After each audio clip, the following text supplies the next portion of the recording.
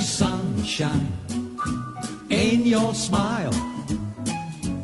Bring me laughter all the while. In this world where we live. I'm Sheila Modley, maiden name McGaffigan, used to be in the Morecambe Bathing Beauties. Also I did quite a lot of modelling in the area, and I was a dancer, and I used to be in the Headley Claxon summer shows and the pantomimes. I also joined the family business, which has now been going over 100 years, and I retired 2 years ago when I was 75, and now fill my time in going on holidays and having a nice retirement. In this room it's one of the beautiful views over the Morecambe Bay, which I look at quite a lot and enjoy. I think it's absolutely a wonderful place, is Morecambe. I really like living here. I can recommend it to anybody.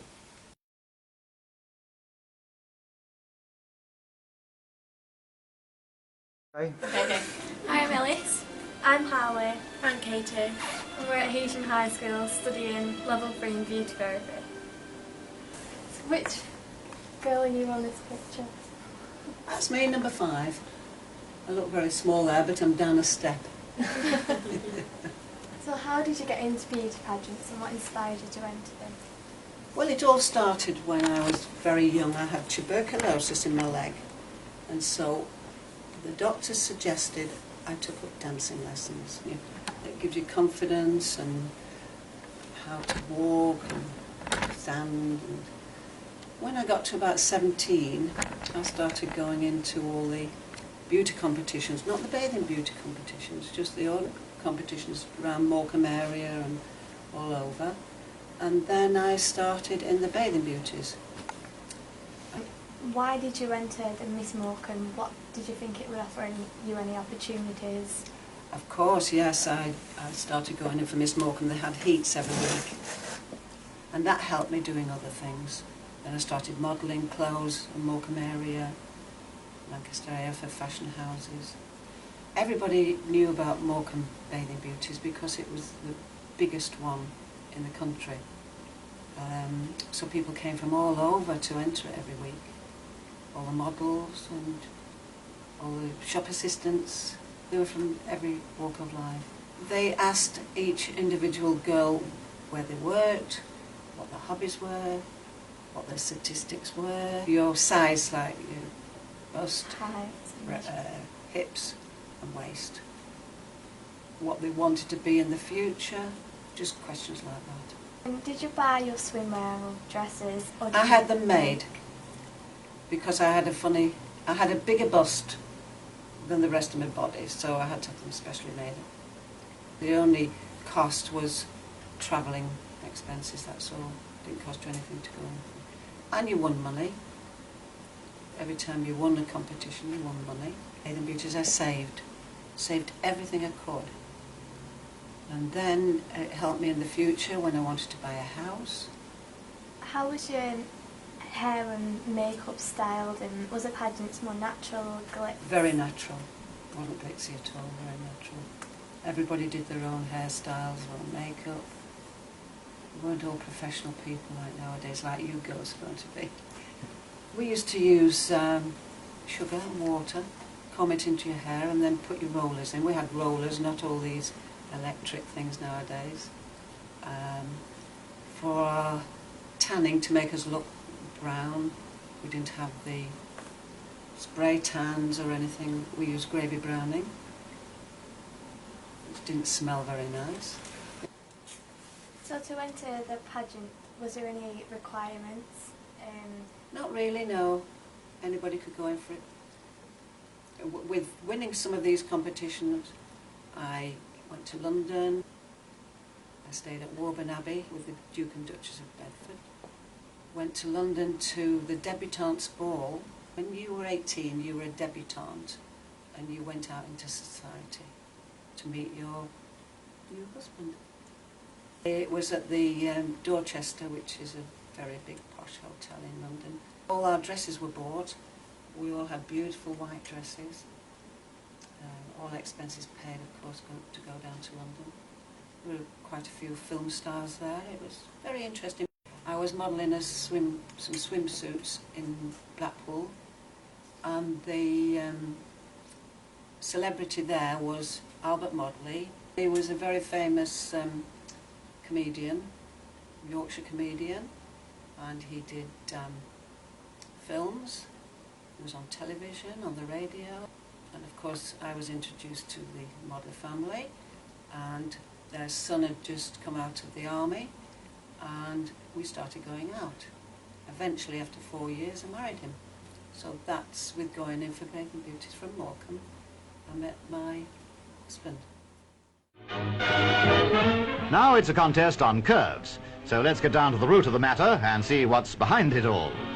The judges, among them Charles Eade, Lisa Gastoni and Bob Monkhouse, getting thoroughly carried away by it all. Who'll be Miss Great Britain? Who'll get the cheque for £1,000?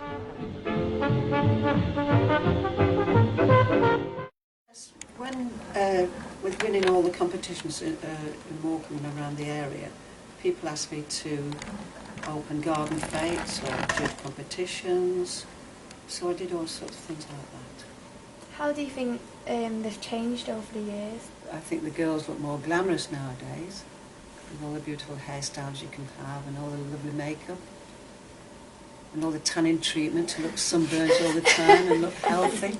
When I was in the Bathing Beauties, there was a lady who used to come round and she checked you to see if you've got anything, bigger boobs, if you've pushed anything in, or to see your waistline, to see if you've put anything in that wasn't natural.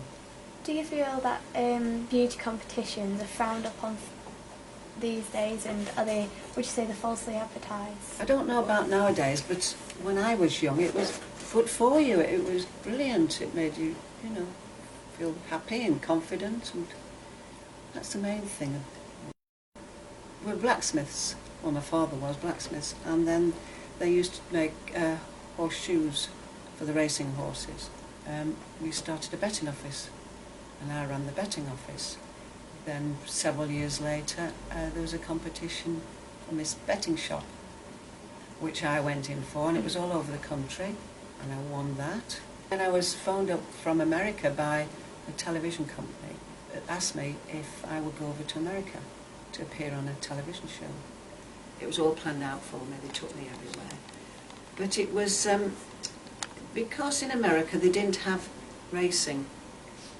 They didn't do racing or betting on horses, so it was very unusual to bet on horses.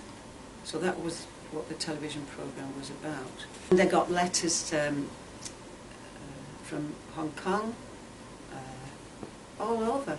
I was in the papers in Australia and Hong Kong, in the newspapers. So it travelled all over the world, really, going around beauty competitions in Morecambe. It started me travelling all over.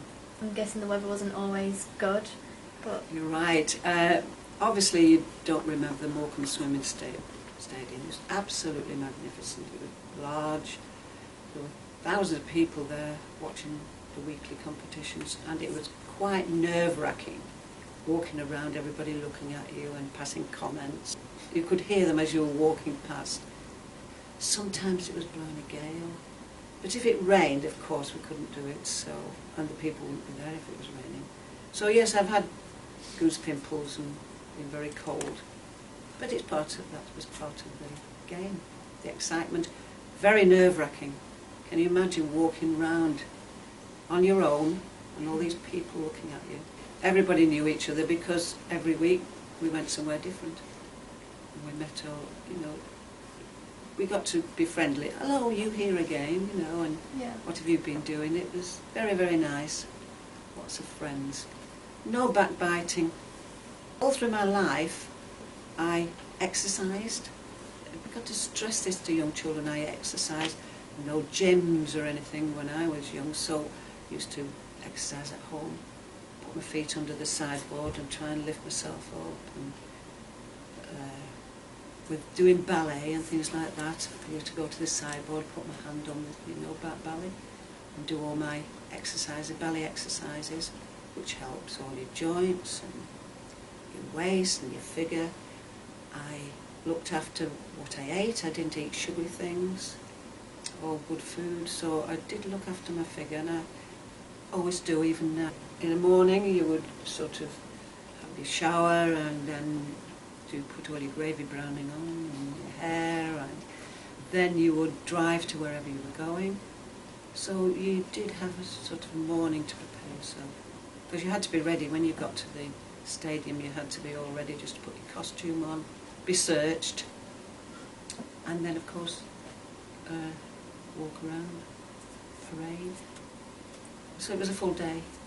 Would you say that your mum influenced and tried to get you to compete in the competition? I was never pushed, no.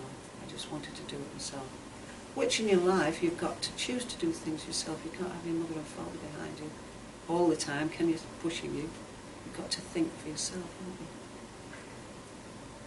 you? You agree? Yeah. What do you want to make those eyes at me for? If they don't mean what they say. They make me glad, they make me sad, they make me want a lot of things that I never had. You fooling around with me now. Well, hell, you lead me on and then you run away. Well, that's alright, I'll get you alone tonight, and baby, you'll find you're messing with dynamite. So what do you want to make those eyes at me for? If they don't mean what they say.